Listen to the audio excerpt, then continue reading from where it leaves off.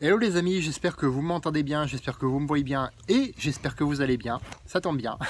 C'est aujourd'hui le sujet c'est ton énergie.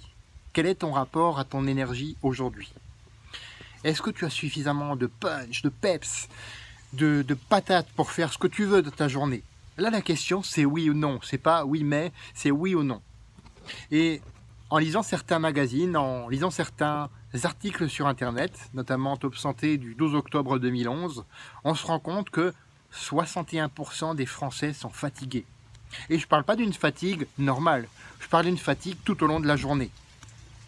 Alors c'est un chiffre qui semble confirmé en 2020 par Quapa News. Et bien sûr, tu me diras, le climat actuel peut jouer, on sort de la crise sanitaire du Covid, on est d'ailleurs encore un petit peu dedans, j'ai envie de dire. On va connaître une crise économique si on n'en connaît pas déjà une, qui a bien commencé en fait, on va dire. Et tout ça, effectivement, ça joue sur notre niveau d'énergie, ça joue sur notre niveau de peps, de punch. Alors, bien entendu, il existe des solutions toutes simples. Alors si tu es venu pour que je te donne la pilule miracle pour avoir plus d'énergie dès demain, je t'invite à quitter cette vidéo parce que c'est pas pour toi.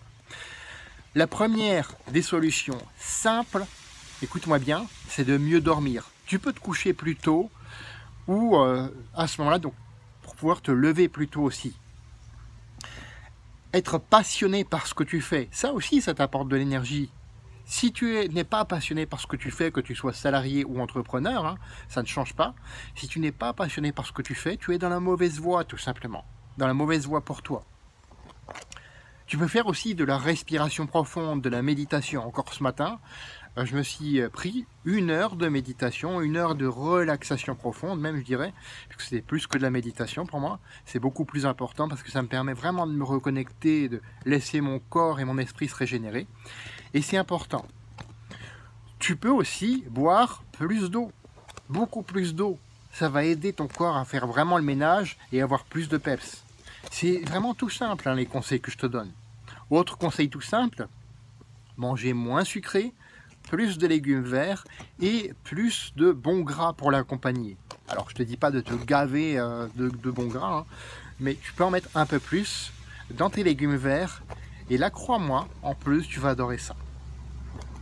Faire de l'exercice, ça aussi, pour avoir de l'énergie, il faut d'abord que tu en dépenses, aussi paradoxal que ça puisse paraître. Donc, faire de l'exercice, c'est quoi? C'est faire un sport que tu aimes. La marche en montagne, par exemple, c'est un sport. La course à pied, c'est un autre sport.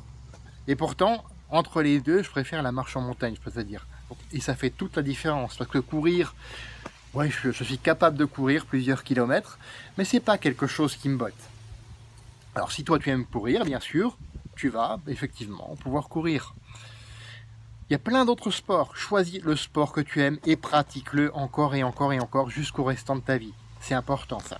Et tu vas voir que tu vas avoir plus d'énergie. Et si besoin, dernier conseil, tu peux compléter ton alimentation.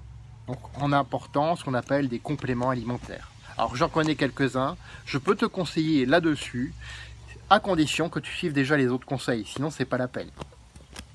Tu vois, il n'y a pas de secret, il y a juste des recettes qui marchent pour avoir plus d'énergie. Et quand tu as plus d'énergie, tu peux faire de ta vie une aventure mémorable qui te ressemble et à personne d'autre, parce que tu le mérites tout simplement. On se retrouve la semaine prochaine pour d'autres vidéos. À bientôt!